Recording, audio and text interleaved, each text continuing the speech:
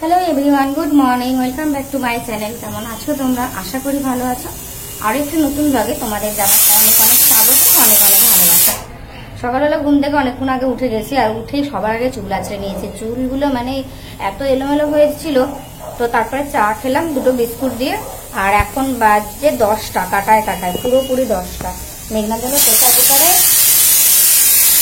শিম, আলু, মসুর ডাল আর চাল একসাথে সেদ্ধ করতে দিয়েছি। এটা দিয়ে একটুখানি ঘি বা বাটার দিয়ে ওকে খাই দেবো, কেননা ও আমাদের সাথে বিস্কুট খেয়েছে। আর এখন তো শীতকাল, বাচ্চাদের মানে কি বলবো, ঘর থেকে বিছানা থেকে বাইরে বেরোলে গা হাত পা ঠান্ডা হয়ে যাচ্ছে। আর উঠেছি 6টার সময়, আর মেঘনা তারপরে 8টা পর্যন্ত 3-4 বার মানে টয়লেট করতে বেরিয়েছে। তার জন্য গা হাত পা প্রচুর ঠান্ডা হয়ে গেছিলো, ওই জন্য আমাকে বিছানা থেকে বের করছিলাম না, যে পরে বের করবো। তারপরে ওর বাবা চা করে এনে দিল, বিছানায় বসে আমরা সবাই চা খেলাম। তারপরে উঠে এসে এই যে সমস্ত বাসন টাসন দিয়ে নিলাম। এখন এই যে একটা হাঁড়িতে ভাত বসিয়ে দিয়েছি, আর একটা প্রেসার কুকারে মেঘনার ভাত বসিয়েছি। তো চলো এখন কি রান্না বান্না করবো, আর সারাদিনের ব্লগটা তোমরা অবশ্যই দেখতে থাকো, ভালো লাগবে আশা করি। আগে মেঘনাকে খাইনি, তারপর তোমাদের সাথে ব্লগ করবো। শীতকালে হচ্ছে এই এক সমস্যা, কিছু তরকারি না খেলে ফ্রিজে রেখে দাও, কিন্তু যতই হোক ফ্রিজের খাবার না অতটাও ভালো লাগে না আমার। এই ডালটা দেখো, পরশু দিনের সে উচ্ছে ডাল করেছিলাম, তো ওর বাবা খায়নি, আর আমি আর কতটা খাবো, তার জন্য এতটা ডাল রয়ে গেছে। এই যে ডিমের কারি করেছিলাম, ডিমের কারি রয়েছে। কাল রাতে যে সয়াবিন করেছিল, সয়াবিন রয়ে গেছে কড়াইয়ের মধ্যে, কতটা ভাত রয়েছে। আবার এখানে এই যে কালকে রাতে প্রচুর ঝাল খেতে ইচ্ছা করছিল আমার, তার জন্য শিম, ধনেপাতা, শুকনো লঙ্কা বেটেছিলাম। এই যে সেই বাটাটা আমি ইচ্ছা করে বেশি করে রেখেছি, আজকে গরম ভাত দিয়ে খাবো সেই জন্য। আবার আজকে করবো একটুখানি একার জন্য, তার জন্য একবারে বেশি করে নিয়েছি। আর এই আলু ভাজা, কালকে খিচুড়ি করেছিলাম, সেই আলু ভাজাটাও একটু রয়ে গেছে। তো এতগুলো তরকারি রয়েছে, তা আজকে ভাবছি কি রান্না করব।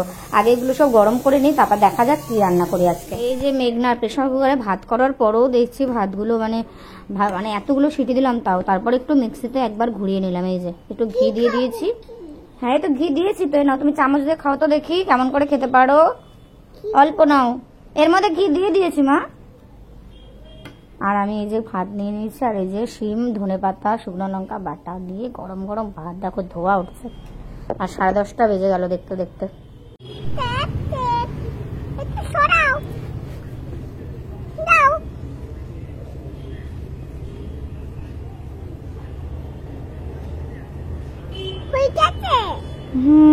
আর তো দাও ভালো করে।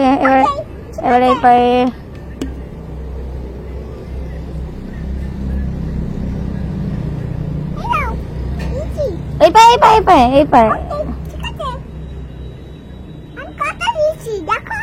ভালো করে মালিশ করে দাও, 2 হাতে করে।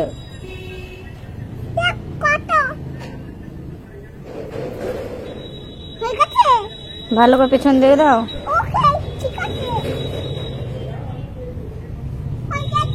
এই পায়ে কত তেল দিয়েছে, এটা সুন্দর করে মাখিয়ে দিতে হয় এরকম করে।